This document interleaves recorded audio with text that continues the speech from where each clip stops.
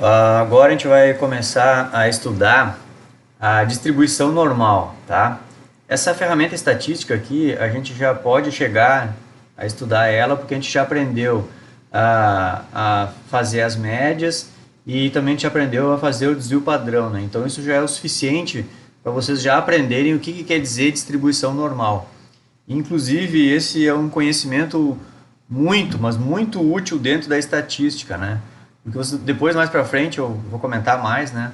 Mas vocês vão perceber que boa parte de tudo que a gente vai seguir estudando a disciplina inteira, sempre a gente vai puxar um pouquinho essa lógica de conhecimento que a gente vai aprender agora, nessa aula, que é sobre distribuição normal.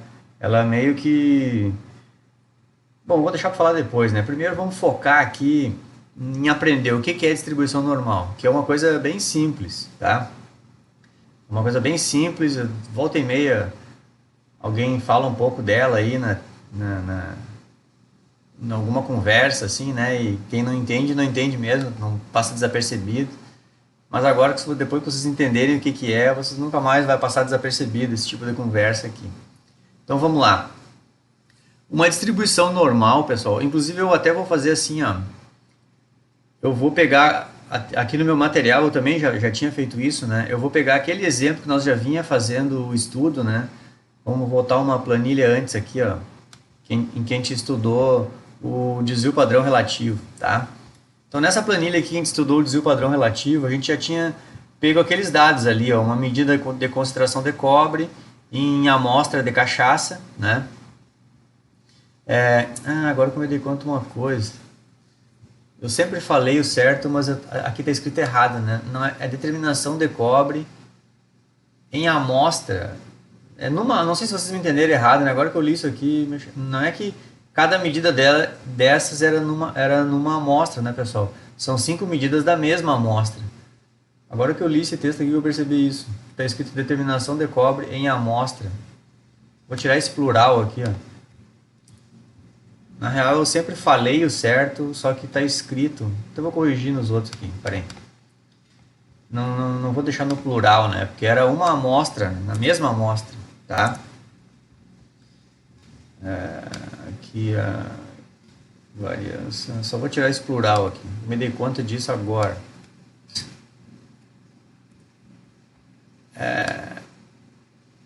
Aqui também. Desvio padrão. Só vou tirar o pluralzinho ali. Tá? Então, vamos lá. Aqui. Já tinha corrigido. Então, assim, ó. A gente vai construir uma nova planilha. Então, já vou fazer aqui junto com vocês. Ó, eu vou abrir uma planilha nova. Vou renomear ela. Tá? Inclusive, eu vou chamar ela de um dos camaradas que propôs esse conhecimento para a gente, né? Que um deles é o Laplace, Laplace, e o outro é que acho que é Laplace é francês, mas digamos que sempre um fica mais famoso que o outro, né? O mais famoso, inclusive, todo mundo chama essa distribuição normal até pelo nome dele, né? Eu sou um que adora chamar pelo nome dele, que é o alemão Gauss. Então eu vou chamar a planilha de curva de Gauss, tá? E, digamos que ele ficou meio que mais o pai da criança aí, foi o Gauss, né? Então, mas aqui no título, eu vou copiar aqui essa lógicazinha de título aqui da planilha anterior, né? Vamos copiar aqui e eu vou chamar isso aqui de... que eu vou botar um rótulo aqui, vou botar... Deixa eu apagar isso aqui. Eu vou colocar... bem como está aqui, ó. Construindo... Não, vou botar assim, ó. Construindo uma curva de distribuição normal, tá? Vamos deixar assim, para deixar o nome ali e só embaixo a curva de Gauss, tá? Então ali vou botar aqui o mesmo esquema, né? Vou botar a corzinha amarela, aquela que eu escolhi. esse amarelo.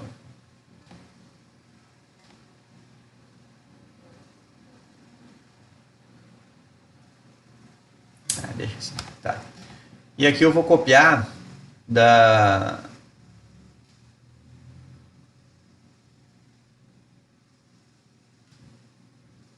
Deixa eu só ver um negócio aqui que eu botei, vou arredar para cá, né? Que tinha primeiro o RSD, depois a aplicação do RSD e depois agora a curva de Gauss, né? Só arredei para cá a planilha. Quando vocês querem arredar uma planilha para um lado, é só clicar em cima dela e arredar, tá? Então aqui eu cliquei em cima dela e coloquei para o lado ali. Então aqui, pessoal, dessa planilha aqui eu vou copiar isso aqui, ó. São as informações de cálculo que a gente já tinha feito. Então não vou fazer tudo de novo, né?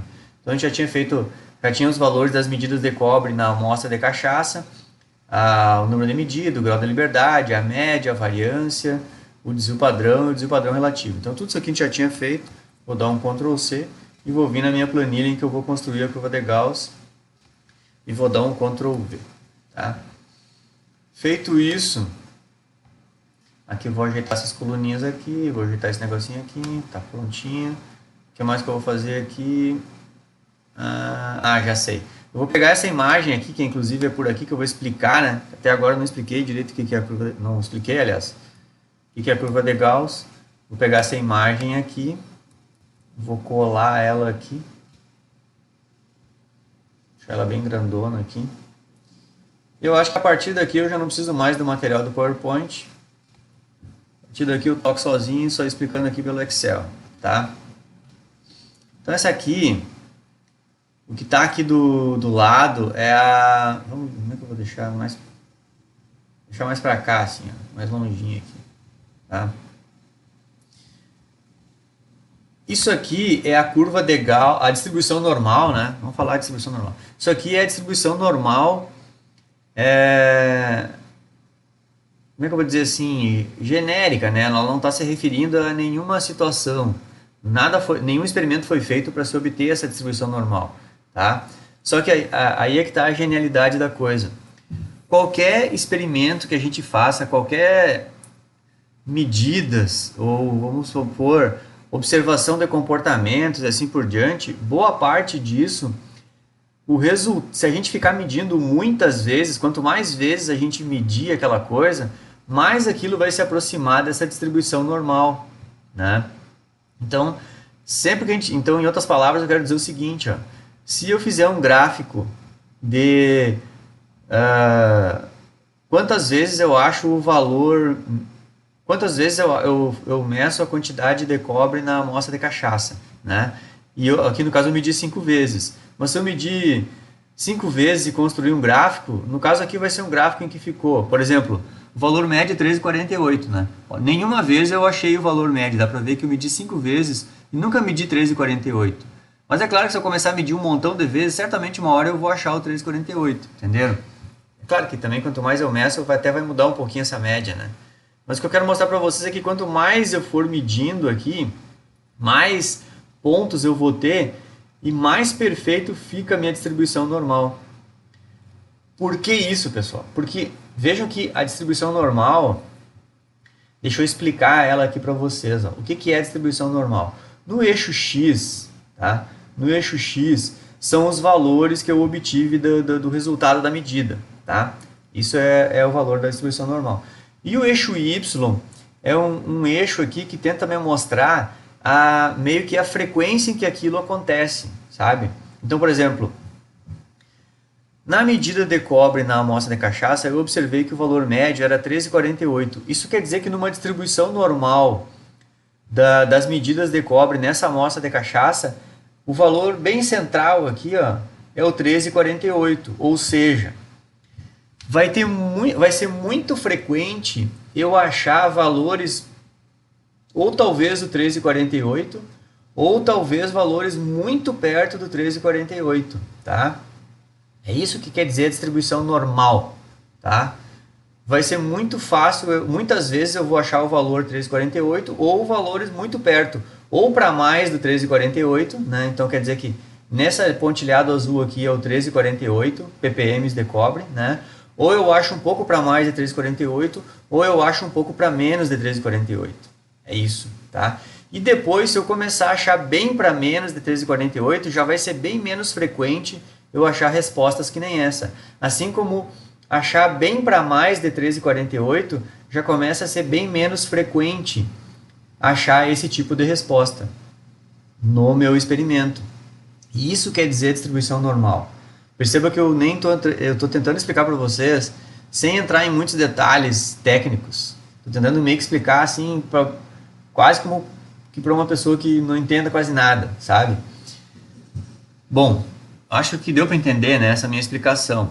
Até, por exemplo, assim, antes de eu entrar em mais detalhes, acho que dá para perceber bastante de que é muito pouco frequente, ou seja, é muito difícil eu achar um valor que seja bem menor do que o 13,48. Dá para ver isso na silhueta do gráfico, ó, que é a linha em vermelha, né?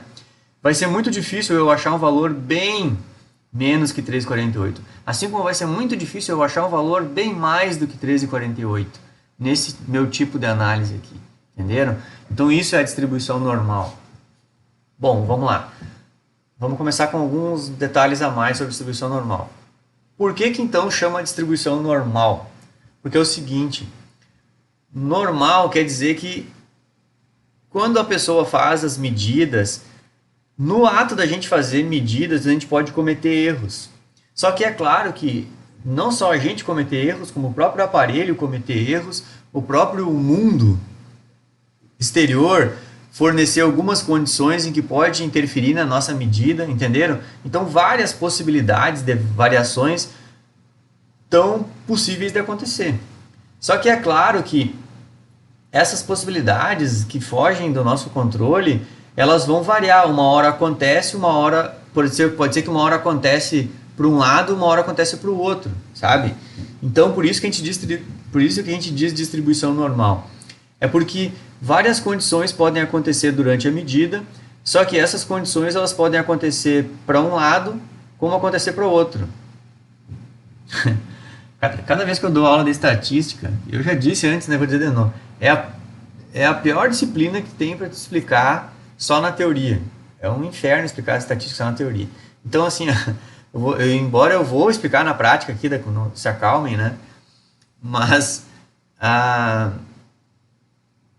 sem dar nenhum exemplo também, né? Até eu sempre quando eu tô dando aula, eu fico prestando atenção em mim mesmo, né? Para ver se eu não estou viajando assim demais, ou tá muito difícil o que eu estou falando. Agora mesmo eu admito que tudo que eu falei agora, assim, desse jeito, eu que já sei, eu estou entendendo, né? Mas talvez eu fique pensando, será que a pessoa está entendendo o que eu estou dizendo? Então, assim, ó, vamos pegar um exemplo, né, disso que eu estou falando. Imagina que quando eu estou fazendo essas análises aqui, uma hora da análise, eu uso a pipeta automática, por exemplo, né? Uso a pipetinha lá. Então tem que ter todo aquele cuidado de puxar o líquido, tem todo aquele cuidado de transferir o líquido, apertar o botão até o fim, né? Também tinha que ter aquele cuidado de quando eu aperto o botão para puxar o líquido na pipeta, eu tenho que apertar só até o primeiro estágio da pipeta, né? Sempre bato lá nas aulas experimentais, né? O uso correto da pipeta automática ali. É isso. Então, só que vamos supor que uma pessoa está fazendo essa análise e ela está meio relapsa lá. Na hora dela puxar o líquido, ela não apertou até o primeiro estágio, ela deu uma passadinha, mas uma mini passadinha do primeiro estágio. Mas deu. Então já é um errinho, entendeu? Ela já vai puxar um pouquinho mais de líquido na hora da pipetagem. Então isso aí é um errinho. Beleza. Quando ela cometeu esse errinho vai aparecer no resultado numérico dela. E se ela puxou um pouco mais de amostra, certamente ela vai achar uma concentração, um sinal um pouco maior, né? E aí isso vai dar, no aparelho vai dar um sinal um pouco maior, porque ela pegou um pouco mais de amostra. Se deu um sinal um pouco maior, quando ela voltar aos cálculos, ela vai considerar que ela pipetou certo, né? Ela não vai, na cabeça dela, ela não sabe que ela pipetou errado. Então, se ela achou que pipetou certo, ela já vai achar um valor de concentração mais alto. Então, aí tu já vai ter um leve erro pro lado de cá, ó, porque tu pipetou para mais, entenderam? Já tem um leve erro pro lado de cá. Só que essa mesma pessoa, como ela já está relapsa lá no laboratório, uma hora ela pipeta para menos. Então já é um erro pro lado de cá, entenderam?